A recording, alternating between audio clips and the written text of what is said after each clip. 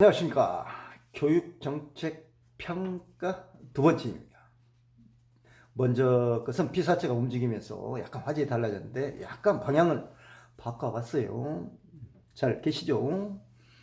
자, 교육정책 제4절 교육정책 평가 과정 노희준 씨가 이야기해 놓은 내용을 한번 볼 것이고, 교육정책 평가의 접근 방법 정인환 씨가 2000년도에 발표한 논문을 중심으로 해서 한번 살펴보겠습니다. 마지막으로 교육정책 평가의 활용, 어떻게 교육정책 평가를 활용하는가에 대한 내용을 포울로 교수가 2004년에 발표한 내용을 중심으로 해서 알아보도록 하겠습니다. 자, 그럼 교육정책 평가의 과정, 노희준 씨가 밝혀놓은 논문을 한번 살펴보도록 하겠습니다. 학교가 굉장히 복잡하죠. 코로나 때문에. 지금 사실 이 자리는 지난 시간에 말씀드린 것처럼 격리실입니다. 임시 격리실이에요. 선별 진료소 지역 보건소로 가기 전에 제가 담당자라서 이 공간이 지금 확보돼서 강의를 지금 여기서 찍고 있습니다. 이해해 주시기 바랍니다.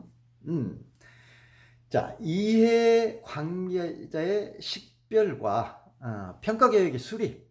자, 교육정책 평가는 이러한 과정을 최소한 걸쳐야 된다라고 해서 제일 먼저 이해관계자, 여기서 이해관계자 교육정책 집행에서도 이야기했죠. 이익집단도 있을 것이고, 우리처럼 교사집단 주체자들이 있을 것이고, 또 주변에 있는 환경도 있을 것이고, 여러 가지 있는데, 이러한 이해관계자의 식별을 먼저 해야 되고, 그 다음에 평가 계획을 수립해야 된다는 거. 즉, 평가 담당자와 평가 결과를 활용한 의뢰인은 정책 평가를 통해서 무엇을, 그 다음에 어떻게, 왜 해야 되는지, 그리고 평가 과정에서 장애나 제약 요인은 무엇인지 충분한 논의가 이루어져야 될 것입니다. 교육정책 평가 과정 역시 마찬가지로 매우 중요한 내용인데, 이 첫 번째 내용도 평가의 기준을 정하고 평가의 방향을 정하는데 굉장히 중요하겠죠. 그래서 이해관계자의 식별과 평가계획 수립은 그 처음이면서 마지막에 방향까지 잡아주기 때문에 매우 중요한 단계라고 할 수 있겠습니다.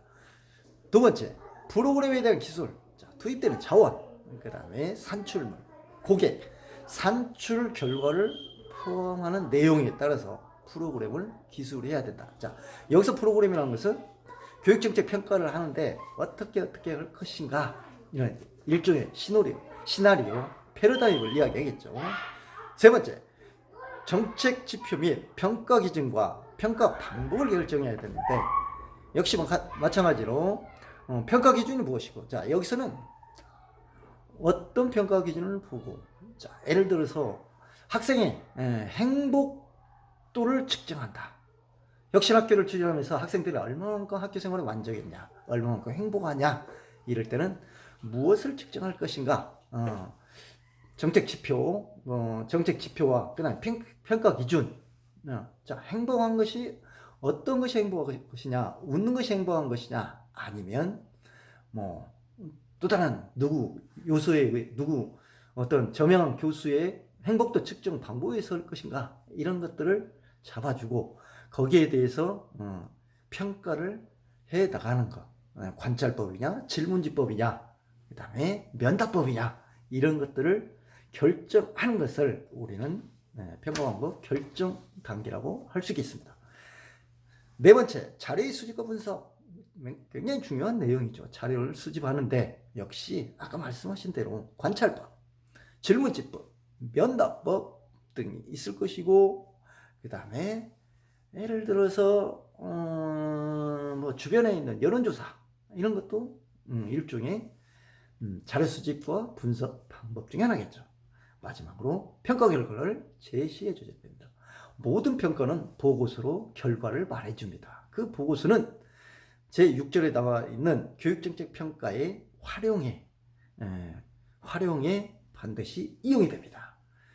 제5절 교육정책 평가의 접근 방법은 굉장히 정일환 교수가 이야기해 놓은 것인데 굉장히 여러 가지 모양을 6가지 모형을 제시했는데 굉장히 전문적인 모형입니다.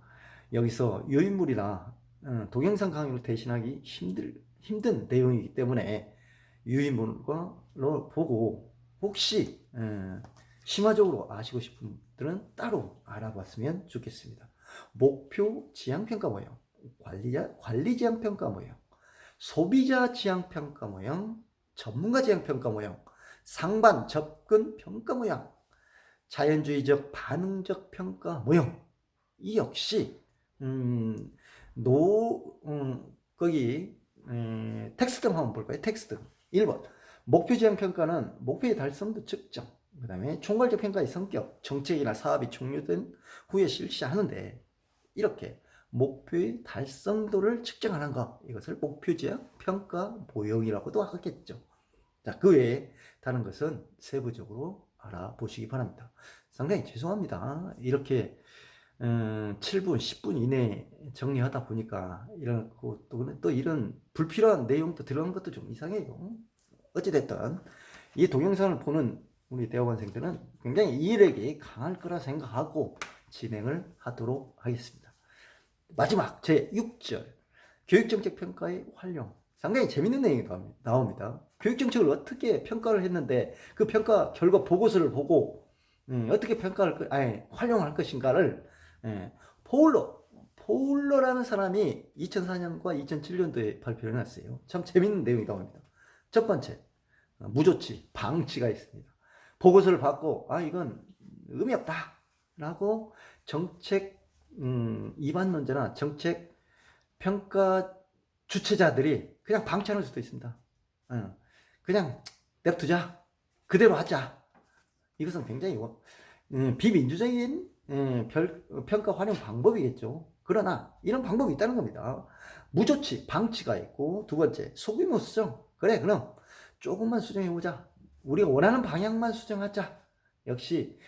이것 역시 결코 좋은 방법은 아니겠지만, 저희 교육계처럼 급변한 변화나 아니면 급격한 환경 변화가 어울리지 않는 경우는 가능할 수도 있을 것 같습니다. 다음, 대규모 수정. 소위 말하는 혁신입니다. 혁신. 이 혁신의 일환으로 대규모 수정. 대부분 이념적 차이가 정반대에 있는 사람들은 이러한 내용을 쓰죠. 대규모 수정합니다. 그러기 위해서 저 위에 교육정책 평가의 접근 모형이나 이때 목표를 정해줍니다. 수정할 생각이 있으면 처음부터. 그 다음에 마지막 네 번째, 폐기입니다. 폐기. 이게 굉장히 신중해야 될 필요가 있겠죠. 특히나 교육 정책에서 폐기는 정책의 최고권자인 사람들이 이건 전혀 무의미하다라고 해서 폐기하는 건데, 이것은 상당히 신중할 필요가 있습니다. 왜냐? 폐기할 때는 간단하지만 다시 생성하고 다시 자리를 잡기에는 너무나 많은 노력과 시간이 걸리기 때문에 폐기라는 것은 상당히 신중하고 또 신중하게 생각해야 될 내용 중에 하나입니다. 즉 월말고사, 기말고사, 중간고사 현재 일제고사 폐지됐죠. 이것처럼 과연 이 폐지가 옳은가 그런가는 먼 훗날 또 역사적인 평가를 또 할 수 있겠죠. 조금 정치적인 이야기였나요? 죄송합니다.